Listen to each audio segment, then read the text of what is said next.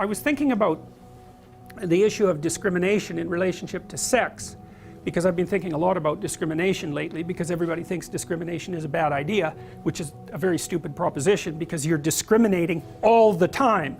And the most fundamental form of discrimination is choice of sexual partner. And so you might say, well, why should that even be allowed? Because it is the most fundamental form of discrimination. So for example, almost everyone is racially prejudiced when it comes to sexual partners. So you think, well, is that a, what about, do you use age as an exclusionary criteria? Probably. Do you use physical attractiveness? Only insofar as you're able, right? You use it completely if you could get away with it, roughly speaking, but you can't, because the most attractive people aren't going to be anywhere near you. So you can't do it, but you'd like to. Health, yes. Strength, yes. Wealth, yes. Education, definitely. So it's unbelievably discriminatory. And so you might say, well, why is that justifiable? And it seems to me that it's something like, well, you get to say no to me if I get to say no to you. It's something like that. We've agreed that everybody gets to discriminate on that basis, and because everybody can do it, then it's fair. It's something like that. It's very much worth thinking about. You know, I don't know if you know this, but in Huxley's book Brave New World, where the family had been completely demolished, right, and children were conceived in bottles and given and produced in factories, so the whole idea of the relationship between sex and procreation had become a taboo.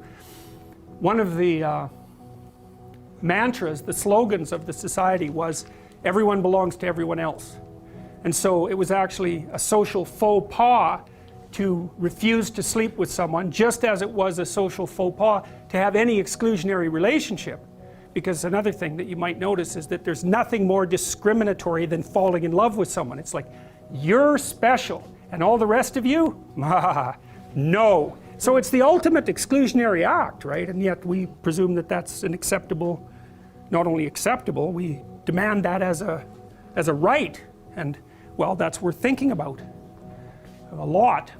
So it's more or less a truism that if you take a male dominance hierarchy, the probability that the men at the top of the hierarchy will leave offspring is much higher than the probability that the men at the bottom will leave offspring.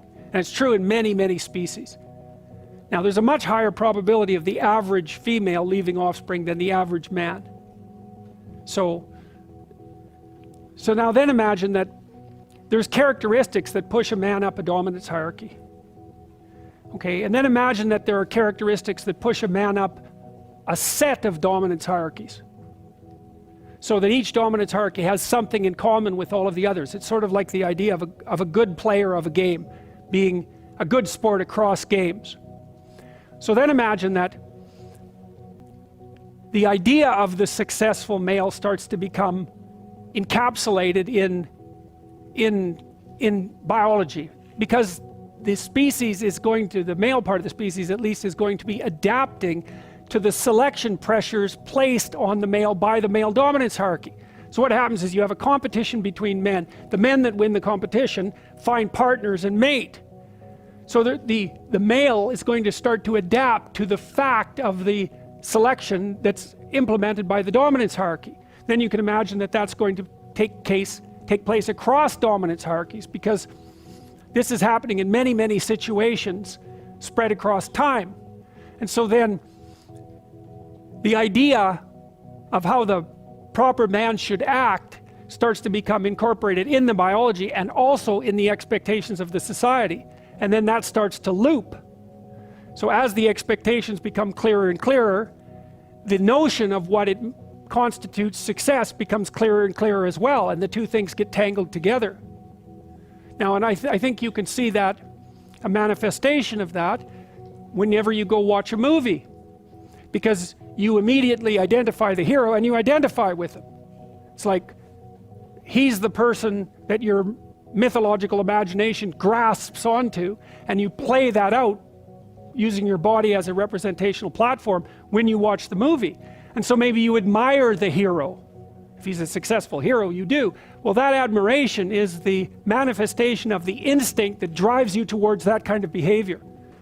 And not only can you manifest it, in which case you're likely to feel good about yourself, because you know that sometimes you can feel good about yourself and sometimes not, but you're also going to be able to recognize it when you see it in the world. And that's going to manifest itself in admiration. And admiration is the proclivity to imitate. So the meme can be you can imagine dominance hierarchies are very, very old. They're like 300 million years old.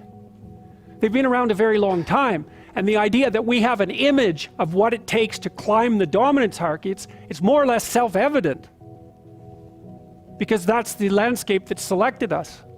And at the same time, you know, the archetype, the pattern that propagates you up the dominance hierarchy is also the same pattern that makes you attractive to women. They're the same thing. So, and of course that's a massively powerful selection mechanism. And sexual selection has really shaped human beings. It's turned us into what we are. And that's an interesting thing too, because, you know, this is one of the things that really bothers me about the emphasis of evolutionary scientists on randomness. It's like the mutation generation process is random or quasi-random. We don't know that for sure, because there is evidence now that you can inherit acquired characteristics, and that was, nobody thought that was possible 20 years ago. So things have taken a very weird twist in the Darwinian world. But for the sake of argument, we could say that the mutation process is random, but the selection process isn't random. It's not even close to random. Ever since creatures have been able to evaluate one another, the selection process hasn't been random. And so basically we're selected by, you could say, by the manifestation of mind in the world. Unless you believe that women, for example, exercise no conscious choice in their mate selection, which seems completely absurd. First of all, men consciously choose who's going to lead them, at least in part, you know, who's going to succeed in a hierarchy. And women consciously choose their sexual partners.